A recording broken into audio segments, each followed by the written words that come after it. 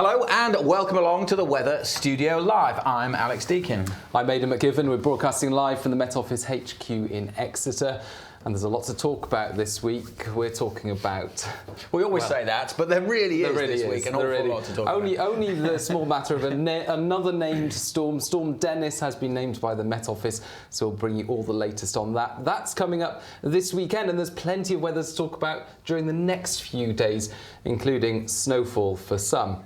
Yes, and we have guests. We have two guests. We're talking climate in the next half an hour or so as well. And it's International Women and Girls in Science Day today, so we have a guest on talking about that. Claire isn't with us today because she's hosting an event about women in science. So that's why Claire isn't with us today. But we can still take your questions. We still want your questions, so please do send them in, whether it's about the snow today, whether it's about Storm Dennis, or whether it's about Storm Ciara that, of course, hit at the weekend. Please do send them in. We are on YouTube and we are on Twitter and Facebook. Yeah, let's take a quick look at Storm Ciara actually, and some of the images of the weather over the last few days, because well, there's been plenty to talk about through the weekend and the start of this week. The weather has certainly kept us busy here at the Met Office. This time last week, of course, we had a yellow warning out. Storm Ciara hadn't been named at this stage, but we named it on Wednesday last week, and then we tracked it all the way across the Atlantic. And it was particularly powerful, bringing big problems across the UK. This is just one example, a trampoline on a train line near Sevenoaks, and that created huge delays on the rail service here. Obviously, there's also been terrible flooding up and down the land with those torrential downpours. Gusts of winds widely 60 to 70 miles an hour, even inland. Top gusts 97 miles an hour at Needles. That's a very exposed site, of course, not particularly reflective of the winds inland, but widely gusts of 60 to 70 miles an hour. Yeah, and really heavy rainfall. What was it, Honister Pass? 180 millimetres of rain at Honister, which is one of the reasons why we've had the flooding. Yeah, and some really lively weather. This is an image... I should mention actually, first of all, that one was Network Rail, and this one here is from Anne Evans, Settle, North Yorkshire. And this is a picture of a Momatus cloud. Beautiful example of a Momatus cloud. Yeah, associated with thunderstorms. There were thunderstorms on a particularly active weather front that moved through, and it's on that weather front that swept through many parts of the UK, mainly on Sunday afternoon, that brought really strong gusts of winds, torrential rainfall, and these kinds of clouds are associated with thunderstorms, where you get the downdrafts. Beautiful to look at, but often associated with very lively, very dangerous weather. Made famous, of course, by the film Twister, which you reviewed recently for a weather podcast, which is coming out soon. Weather podcast about films. Yeah. So yes, but that was very much real and across the UK this Sunday, thanks to Storm Ciara. And of course, in its wake, we've seen snowfall. So this was taken in Shropshire from one of our regular contributors, Liam Ball 92. And we've seen more images like this. Some snowfall yesterday over the Midlands, parts of Lincolnshire as well, but it's really a bit further north where the snow showers are coming in today. This, of course, isn't really Storm Ciara, that's cleared away, but in its wake, as we were flagging all last week, some very, very wintry weather. Yeah, and just to show you an idea of Storm Ciara from space, this is a satellite image. You can see the storm sweeping across the country there and effectively being powered along by the jet stream. You can see the really remarkable there, can't you? See the jet cirrus, just that line of it just streaming out. It's really obvious as the storm clears away up towards Scandinavia. Absolutely amazing images, and you can see the snow showers then following on behind, the little dots, the rash of showers that come in here, and they've been providing the snow showers since Storm Ciara cleared away on Monday. Yeah. So, yeah, plenty to talk about. Yes, do send your questions in. Just have a quick look to see if we've had any in so far. Ooh, lots coming in already. Thank you for those. Couple of early ones. Questioning the nature of the storm at the weekends, and of course one of the things about Storm Ciara was how widespread the warning was. The amber warning did cover large chunks of the UK. Not everywhere was hit by those gusts of wind of 50, 60 miles an hour, but it was a lead story on the news. I think you can't really argue it did cause pretty widespread disruption. Yeah, I mean, Storm Ciara the thing is that not every house is going to be impacted by gales. That's just not how wind works in this country. If you're in an urban area and looking at the storm outside, from your living room. It didn't look that bad from where I was, but you could tell from the footage on the news that there was widespread disruption, transport disruption around London in particular, and all that terrible flooding across northern England. And Cosmo Games there on YouTube said, here we go again, another so-called storm, more like a moderate gale breeze. He lives in East Anglia, and all they had was rain that turned up to 3-4 hours later and a moderate stiff breeze. So yeah, there's always going to be different impacts across different parts of the country. Some places are more exposed than others, but I think there were definitely gusts of 60 miles an hour in East Anglia. And it just takes one trampoline to be on one train line to create problems, doesn't it? Yeah. So, just a note there, if you do have a trampoline, it's worth tethering it down because the rest of this week it does stay windy. You don't want to be the person whose trampoline that is.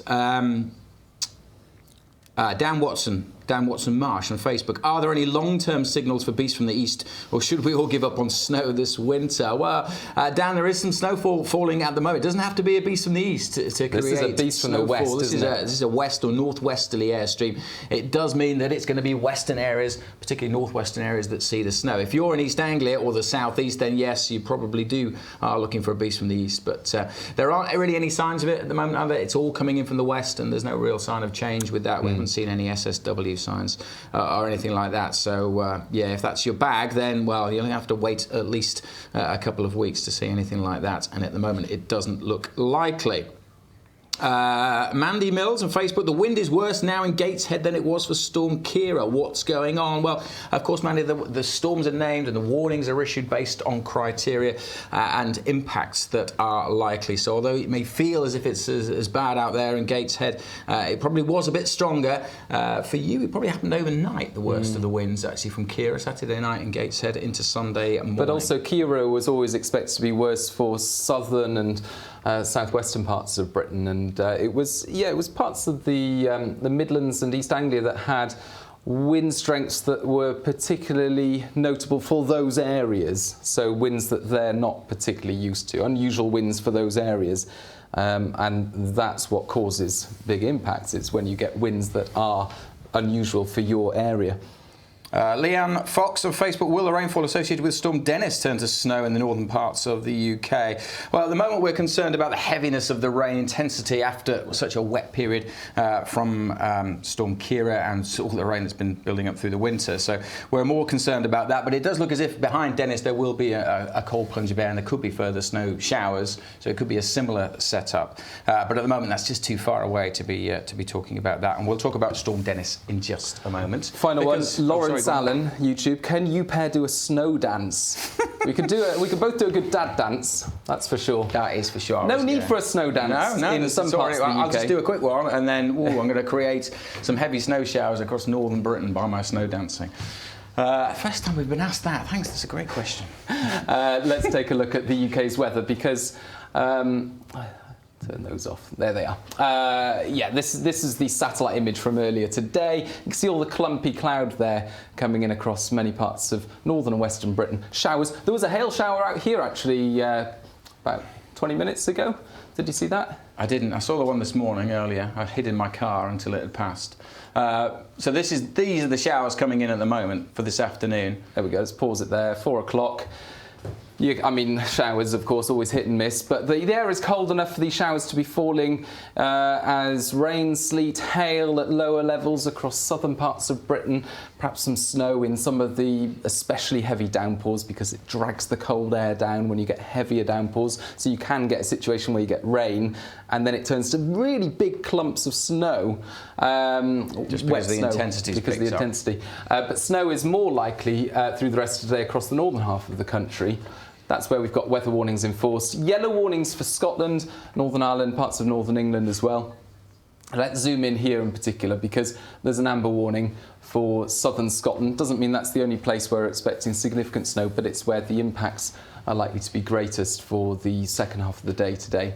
Yes, we could see as much as 10 centimetres of snow on some of the higher ground here. It's where it could settle over the hills. There'll be similar amounts over the highlands as well, but we're particularly concerned here about some of the major routes. So the M74, which has been badly hit over recent days as well. So that's an area for concern. So we do have that amber warning in force for the rest of the afternoon. But as you can see, pretty much all of Scotland, Northern Ireland, as parts of Northern England, some of the higher routes across Yorkshire have been particularly bad this morning. Saw some horrendous images on Twitter of that. And again, they are hit and miss. So not everywhere is going to see those snow showers, and generally at low levels it's not expected to stick around. It's really over the higher routes where we could see accumulations of a few centimetres, but obviously driving through any of that this evening's rush hour is not going to be pretty. So just make sure you stay up to date with the latest warnings, make sure you are prepared and weather aware. And those warnings, the amber warning runs until this evening before it goes away, but those yellow warnings still in force through tomorrow. That's the pens dropping on the floor. Those yellow warnings are still in force for tomorrow. Snow and ice is a potential hazard for tomorrow morning as well. And perhaps most crucially, the winds will be... It will still be windy tomorrow, but those winds will be finally easing. It's been so blustery. And a significant wind chill as well. And of course, snow and strong winds, that makes for a blizzard. So again, pretty horrible conditions, particularly this evening across parts of Northern England, Northern Ireland, and a good chunk of Scotland. Then it calms down a touch. A brief gap on Wednesday. Still a lot of showers about, still some winteriness in the showers across northern Britain, but slightly less cold air is starting to move in. Switching the wind arrows there, so coming up from the southwest here, still coming in from the north or the northwest across northern Britain. So slightly milder air is arriving, but so is an area of low pressure. That is not Dennis. This is not Dennis. Just flag that. That's an area of low pressure arriving Wednesday night and Thursday. So we can expect strengthening winds Wednesday night into Thursday. Start of Thursday starts off with gales around exposed southern and western coasts. Note the changing colours there as you come further north. Scotland starts off relatively calm and really cold on Thursday morning, with temperatures in sheltered spots negative double digits, especially where you've got some snow cover. So really cold start, but calm start for Scotland. For the rest of the UK, it's increasingly wet and windy. You can see the rainfall there, the wind moving in. And the heaviest of the rainfall moves through reasonably quickly, followed by a rash of showers. Could be some snow on the northern flank of that. As it hits that colder air, there could be some snow for a time across parts of, again, central and southern Scotland, again, particularly over hills. So again, parts of the southern uplands, the M80, the M74, just bear that in mind for first thing on Thursday morning. The winds will be lively, probably nothing warningable at this stage. We haven't got a warning out at this stage, but something we need to watch, because obviously any strong gusts after Ciara, things could be a little bit weaker, so that's worth mentioning as well. A wet and windy spell across certainly England, Wales, most of Northern Ireland, southern Scotland on Thursday. And there's another one waiting in the wings. There is. More on that in a moment. Let's see if there's been any more questions. I'm sure there has been one or two. Yes, please do keep your questions coming in.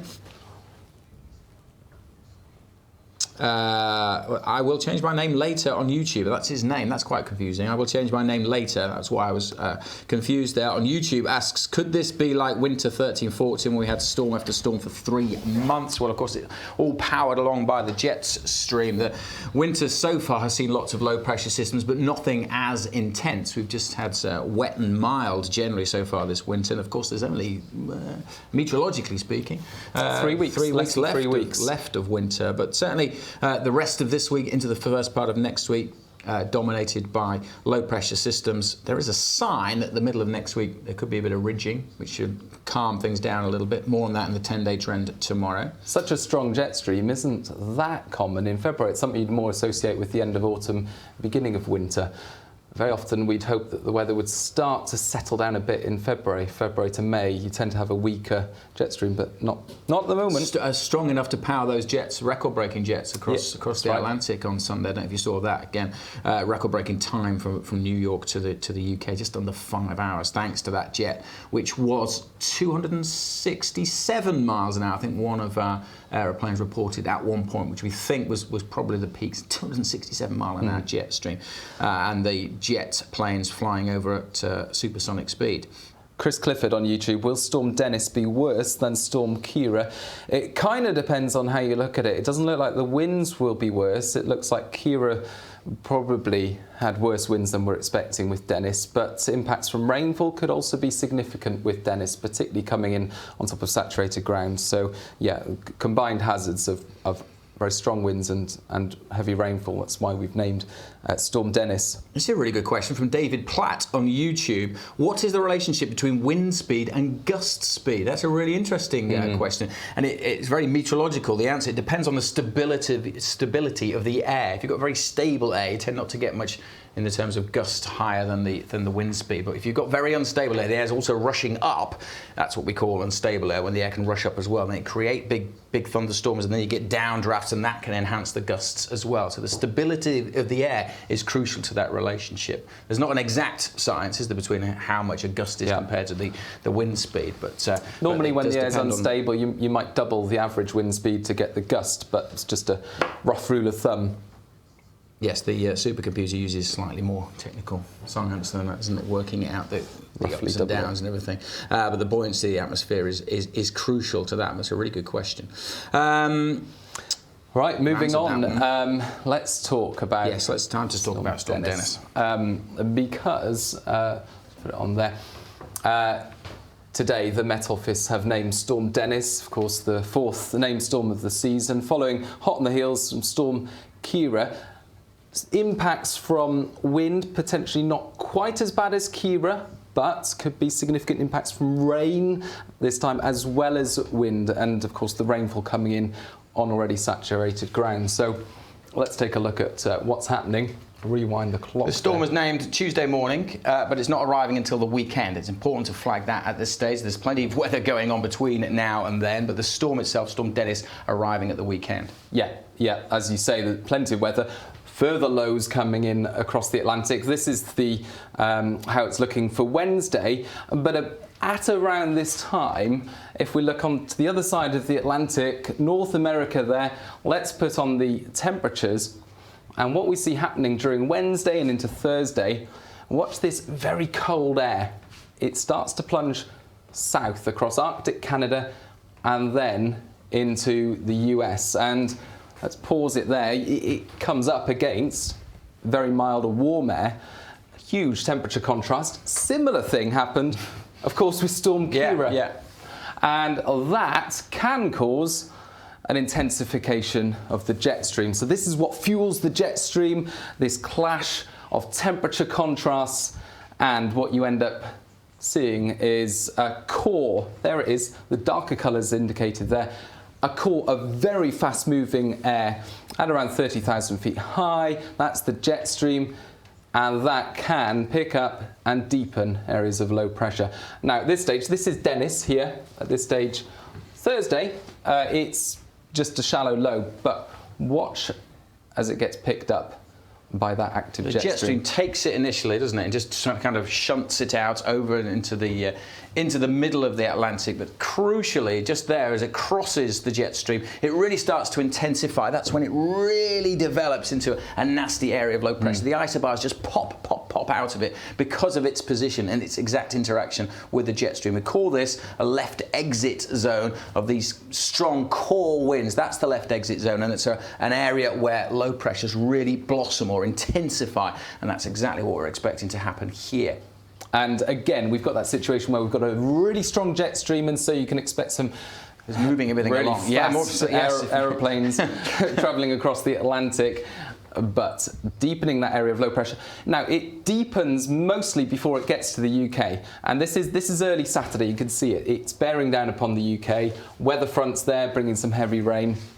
And if we turn off the jet stream, you can see Ciara as we start the weekend. Dennis. It's remarkably similar to Ciara, but this is Dennis this weekend. Deja vu. It is deja vu. But yeah, look at the number of isobars that have come out of that. Now, actually, again, crucially, the deepening phase looks like being Friday night and Saturday morning out here. So as it arrives across the UK, it's a more mature feature, and that is crucial. Ciara actually intensified a little bit closer to the UK, and the winds, one of the reasons why the winds with Ciara a little bit more than we're anticipating at this stage with Dennis. But nevertheless, look at the number of isobars across the chart. Midday on Saturday, lunchtime Saturday, it is going to be a very, very windy day. Everywhere, virtually everywhere, seeing strong winds, but the strongest of the winds expected across southern and western coasts. Those are the areas that will be bearing the brunt of the strong winds, and heavy rainfall as well. But on the rainfall, you can see the rain sets in during Saturday, and again, it's southern and western parts of the country, especially over the higher ground, where that rainfall will be heaviest and most persistent. Someone asked whether there's likely to be snow in northern Britain associated with Dennis. It doesn't look like it's going to be a big feature of the weather, perhaps a small amount of snow over the higher ground of Scotland initially, but you can see some snow there on its back side because the cold air is getting drawn under it as well. But again, the exact position of the low will be crucial to the wind speed, the exact timing, how much heavy rain we see, and all that interaction, that detailed interaction with the jet stream. This is all yet to happen. So there's, again, just like there was with Ciara, a bit of uncertainty, and we are talking several days ahead. So the main messages at the moment are stay tuned to the forecast. But this is the warning area we have out currently. So much of England and Wales covered by a wind warning at the moment, a yellow warning for wind. What we're expecting at the moment are fairly widely gusts of 50 miles an hour, perhaps a little more inland, and around exposed southern and western coasts, and perhaps some exposed hills as well, 60 to 70 mile per hour winds. Now with Ciara, winds were a little stronger than that fairly widely. But these kinds of wind speeds can still be disruptive, can cause transport disruption, can cause disruption to power, and often really dangerous conditions around coasts with big waves and overtopping around coastal areas. And one of the things you've got to remember, because this is following on from Ciara, structures may have been weakened, trees may have been weakened, a lot of heavy rain also, so the soil moisture content has been increased. So, you know, you can still get significant disruption. Trees like to get blown over, even though the winds at this stage are forecast to be a little bit lower than Ciara. So there's still a potential for disruption. And as I said, make sure you stay up to date with the latest over the next few days. There's also a rain warning there. Northwest England, Wales, southern counties of England. Rain expected to be a big issue as well. Again, because of the already antecedent conditions. 15 to 30 mils around southern and western areas with more over hills, 50, perhaps up to 70 mils over exposed hills. So yeah, through the weekend, potential for disruption from wind and rain. Storm Dennis, named by the Met Office earlier today. Do stay up to date with the latest forecasts and warnings. You can do that by following the Met Office on social media, and you can do it by heading to the Met Office website and downloading the app. Right, let's see if there's any more questions coming in. Thank you for all these. Ooh, why don't you put the MBs, the millibars numbers on lows and highs anymore? Mike Bray on YouTube. That's a good question. I think on our official Met Office charts on our website, the official pressure charts, the millibars or hectopascals are actually noted on there. I think with the graphics, it's just an extra distraction. With our weather graphics, we can't try and keep it. We have to try and keep it as simple as possible because lots of numbers jumping around can be a bit of a distraction. But if you go to the Met Office website, or if you just Google Met Office pressure charts, then you can get the official ones, and they do have the numbers in. I appreciate that it's important when you've got a rapidly deepening low pressure. You want to know what those numbers are, and it's useful for measuring, checking your barometer as well. So that's a good source. I see, go onto our website. But for our graphics, when we're presenting and talking, it is just a bit of a distraction. Please, Zeb Orang on YouTube, please answer my question. Will it snow in Nottingham? Yes, it will, Zeb, at some point in the future. And it did yesterday. There was snow in Nottingham. Yeah, there was snow in Nottingham yesterday, Zeb. Just a bit further up, Matt Wright has asked about what happened with the snow in Nottingham yesterday. That was interesting. There was just a little feature, a little baroclinic feature that just moved across that the models had an idea of, but actually it was a little bit further north than we were anticipating, and it caught a bit more of the colder air, so there was a bit more snow than anticipated. We did issue a warning for it. There wasn't a lot of notice for that, it has to be said. We do hold our hands up here. It wasn't brilliantly forecast yesterday. Incredibly fine margins between heavy rain and heavy, big clumps of snow. There's a 0.1 degree difference, and that difference can be the result of slightly heavier rainfall, which causes the air to cool a bit more, or a slightly different position of the showers, which causes more of an interaction with cold air. Tiny, tiny differences that result in a huge difference when you look at the weather outside, whether it's raining, whether you've got massive flakes of snow coming down. So although it looks like the forecast is way different, in terms of difference. atmospheric physics. You spoke to most meteorologists in this building. They would say their favourite type of weather is snow, but their least favourite in terms of forecasting is snow as well, because it is so tricky. It's such a fine line. Excellent. Right, thank you for those questions. Do keep coming, do keep sending them in, and do keep up to date with the latest on Storm Dennis. Interestingly, Chris A. on YouTube has said, what would desalination of the North Atlantic Ocean do to weather in the Northern Hemisphere? You must be reading our minds, Chris, because good question. We've lined up an expert yes, I'm to answer that. I hope you're not expecting me to answer that question. Unfortunately, we have a guest on who's about to join us. Richard, please do join us on the Weather Studio. Thank you so much for being with us today. Sorry for keeping you waiting. We said it'd be 10-15 minutes. We're so excited about Storm Dennis. We've been going on about that. But yes, welcome to our Ask the Expert section. Richard, just introduce yourself. Tell us what you do here at the Met Office. Yes, hi Alex, I'm Richard Wood. I lead a research group in the Met Office Hadley Centre, which is looking at the effects of the ocean, or the impacts of the ocean on climate change, and the effects of the ocean back on climate change itself. Excellent. So the big question is, the Gulf Stream, or what you prefer to call the Atlantic Meridional overturning circulation. It's quite a mouthful, isn't it? The AMOC. The AMOC. Yep. The big question is, how will that be affected by climate change? And it's been labelled as a tipping point, hasn't it? It has, yes. So tipping points. The idea of a tipping point is it's like what you were saying earlier on, actually, about a little difference makes a big difference. So we like to think of climate change as being something where you gradually increase greenhouse gases, and there's a gradual change in the climate. A little bit more extra greenhouse gases, a little bit more warming. But there are some elements of the climate system, and this map shows a number of them. The West Antarctic ice sheet, this AMOC that we're going to talk about in a minute. These are elements of the climate system where they've got the potential where if you just push them a little bit more, suddenly there's a big change. So we're trying to understand in our climate projections where those, what we call tipping points, are, and what we can do about the risks that come from going over one of those tipping points. This map comes from the Carbon Brief website. If you want to find out more about these tipping points, this was published yesterday and today. So over the next few days, there'll be articles published on all of these tipping points. And today, you've written an article about the AMOC. Yeah. So let's talk about, first of all, what is it? AMOC? Yes. Well, the AMOC it's a kind of global scale circulation, as you can see from this movie here, but it's driven from the Atlantic. So the A stands for Atlantic in this. And basically in the Atlantic, near the surface, we've got warm water, which is coming northwards, bringing its heat from the tropics and subtropics with it. And of course that heat, as it gets exposed to the atmosphere, it gets given up to the atmosphere. And so it's kind of basically warming our climate in this part of the world. But that's not the only thing it does, because as the water gives up its heat, it cools, and cold water is dense, so it sinks. So if you look in a layer about between 2 and 4 kilometres below the surface of the ocean, that warm water that came north and cooled is now going back further south. So that's this blue arrow here. That water's going going south below the surface. So the whole ocean is overturning, as we call it, in this way. So the O of AMOC stands for overturning.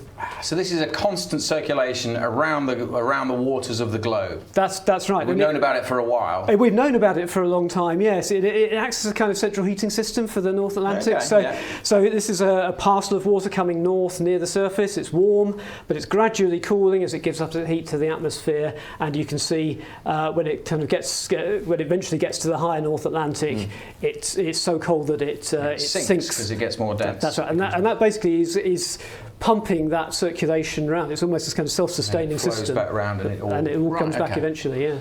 And there's been some research in terms of how this might be impacted by global climate change. Absolutely, yes. So we think as the climate warms, imagine that water parcel coming northwards.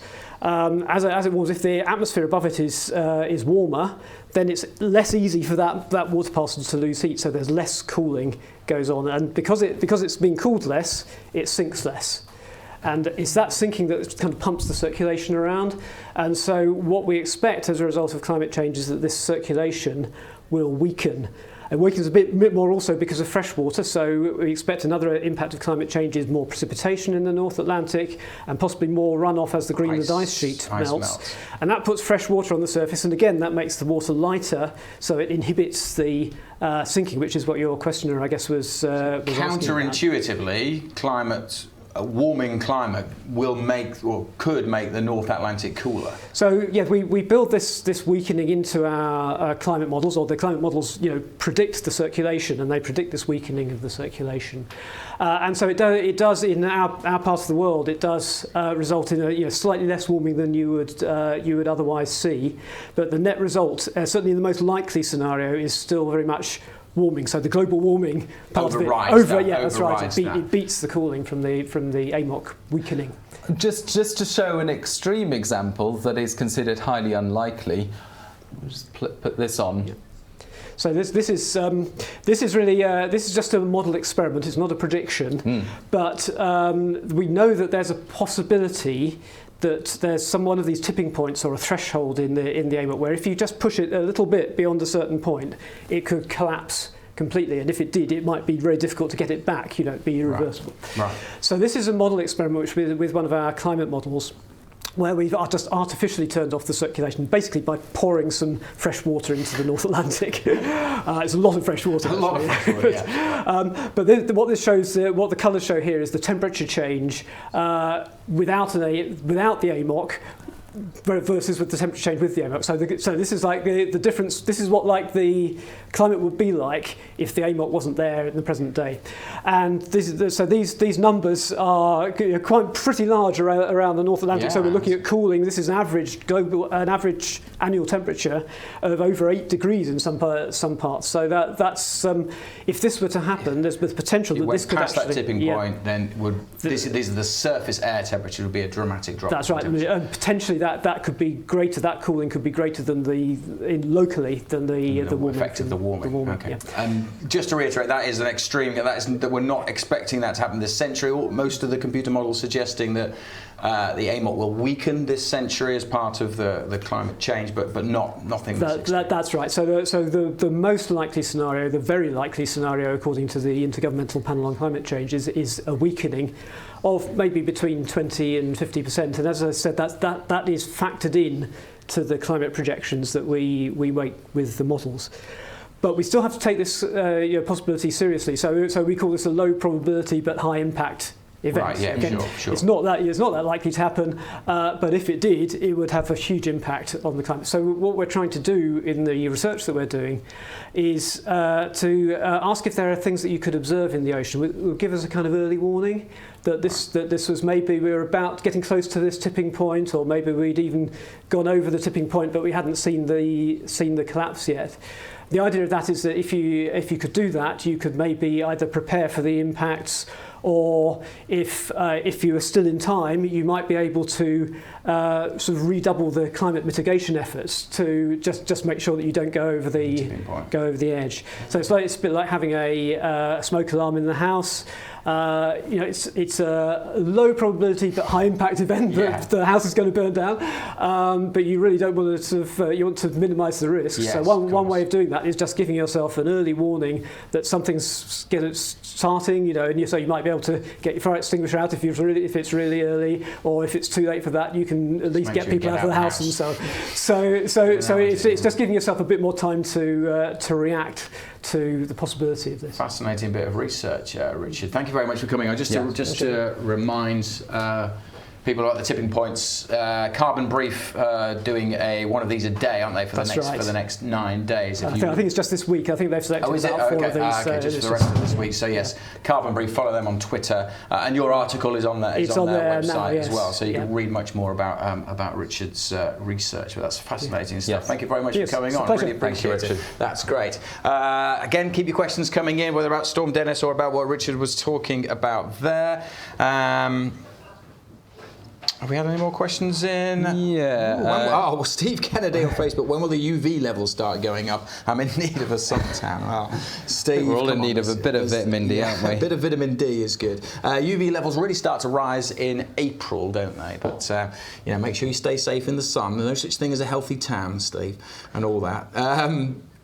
Bradley Thornburn on YouTube. Do you do a Met Office open day? Not as such, Bradley. We don't, but... I thought we did. Yes, we do. Yes, we do. I don't know. Do we? I guess you can find out on the website if we do or don't. We don't know. We don't know. You guys know? Do we do an open day? We do open days of some... Thomas Hapgood, who is doing the 10-day trend tomorrow? Looking at you, Aidan, you're doing it tomorrow, aren't you? Yeah.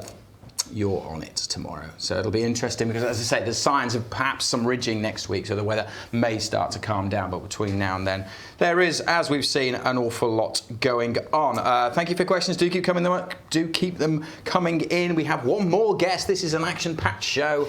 We have one more guest. Please come in, Aisha. Thank you very much for joining us.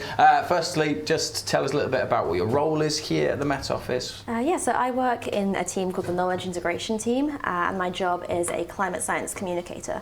So what that means is the Hadley Centre, the Met Office Hadley Centre, produces a lot of really exciting work, research on climate science.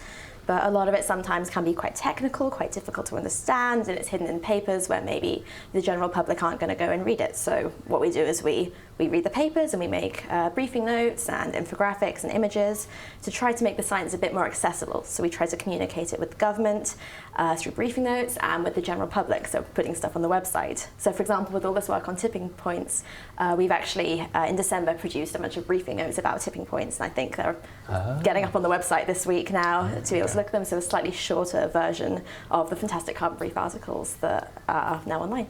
Well, we know how important your work is because we rely on making the science clear and accessible to ourselves, and it's so important when there's so much research going on here at the Met Office, isn't it?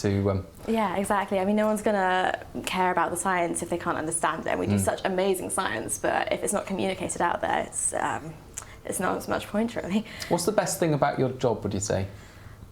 So I mean, it's such a fantastic, varied job. I think the main thing for me is there's so much opportunity to learn new things every day. So a lot of my job obviously is communicating science that maybe I haven't heard of before, I don't know much about. So the first thing I always have to do is go and speak to people and read papers and learn things, go to talks. And that's amazing because I sit in a team that is surrounded by all these amazing climate scientists who are experts in their field. And I get the chance to just go and bother them and talk to them about their science and have them explain things to me, which is amazing. So I've been here for almost 2 years and I'm learning new things every day, and I know there's still so much more to learn. I'm never going to get through it all, and that's pretty cool. This is an image from when you first joined the Met Office as an intern. Yeah, that's right. So this was in the summer of my 3rd year of university. So when I joined university, I joined Exeter University, natural sciences degree. I had no idea what I really wanted to do, except that I wanted it to be something in science. And so I kind of found lots and lots of different areas of science that I was interested in throughout the degree. And this internship kind of was a bit of a surprise, jumped out of me, and I thought, oh, what the hell, I'll have a go at applying. It was an internship which said we need you to be able to communicate science. And throughout my degree, I've done a lot of sort of writing and editing for newspapers and journals and stuff, so I thought, oh, this might be something I'm good at, and I absolutely just fell in love with it. So this was the amazing group of interns that year. I'm still in touch with some of them, and yeah, that was a few months internship over the summer, and yeah. And this is you on your day of graduation. So this was summer 2019 on my graduation day. Seems very recently now, actually, but yes, I graduated from a natural sciences degree in the summer of 2019, and that summer I was actually fortunate enough to be able to do an internship at Carbon Brief. that's the big image you had of the tipping points. Yeah. That was from them. So I was actually lucky enough to go and spend 2 weeks during that summer working with Carbon Brief, writing articles, and working with the comms team on the social media presence, which is really, really amazing. And obviously working part-time, I spent the master's year working part-time at the Met Office as well, which is how I've managed to stick around this long, I guess. But I'm still here with the full-time job I have now. And yeah, I mean, you come from a background of people who have been into science. Yeah, so my, I guess, inspiration for going into science was my family. So I'm a third generation woman in science, if you like. What's this photo? This is my grandmother, front and centre, woman right in the middle. Oh, awesome. Graduating from her physics degree. Wow. Oh goodness, I don't know, 60 years ago probably. And where is it? Do you know where this is? This is in India. I'm going to say Bangalore. She might tell me I'm wrong, but she's a bit outnumbered there, She's isn't she? a bit outnumbered. There's 3 girls to 22. Right. In a class of 22 people, there were 3 girls there. Wow. And that so must have been tough going. but I mean, tracking through my family, you can really see the evolution of women in science, because she actually later got the same scholarship as my grandfather, and she ended up coming to the UK, and while my grandfather ended up going on and being a lecturer at his university, she hit a bit of a glass ceiling. She taught and she was amazing at it, but she never sort of became a lecturer. Okay. And so then this is my mother. So my mum and dad are sort of 5th row back over here in the corner. Oh, wow. And so my mum was also encouraged to go into science. She also did a PhD in physics, and so this is her graduating year, 1991, you'll see. And do you know where this is? So this is Imperial. My parents met doing their degree at Imperial, which is very cute. And so this is their graduating class. And so yeah, my mother has just been the biggest inspiration to me. So my mother and my grandmother both helped me through my degree so much and kind of inspired me in science. And I can remember sort of many Christmas mornings sitting and doing physics in front of the fire with my mum and my grandmother and my sister. It was great. And now you're here communicating science and doing a great job. And I mean, they must be so proud of you. I hope so. What's the favourite bit about your job, do you think? Oh goodness. Well, aside from the ability that I'm able to just learn so much stuff, I guess just being around these amazing people. Everyone here is so engaged in what they are doing. Everyone here cares so much about, it sounds very cheesy, but about the climate, about making the world better, and about the impact that their job is having. And it really rubs off to be around such a group of sort of inspired people. Well, thank you very much for coming along and telling us about your sharing your history. Thank you very much, Aisha. We'll have you back, no doubt, back on the show sometime soon. Yes. Do stay in touch. Do keep sending in your questions. Actually, even if you're not watching this live, you can still send the questions in, and we'll try and answer some maybe next week. Yeah, and stay up to date because there's a lot of weather going on over the next week or so. Warnings will be updated each day. You'll want to follow the very latest. Thank you for joining us today. It's gone on a while, but there'll be plenty to talk about. Just a few comments. Roger Davies on YouTube, an exciting asset to the Met Office. That's what they're saying about you, Aisha. She's absolutely correct. If information is not given out, there's no point. Keep it up and keep it free is what 12109 says on YouTube. Lots of other questions coming in. We'll maybe try and answer some either after the programme or next week. But as Aidan says, yes, please do stay up to date with the very latest. It's the developing situation throughout this week. Make sure you stay weather aware. But for now, thanks for the questions. Thanks for joining us, and we'll see you next week.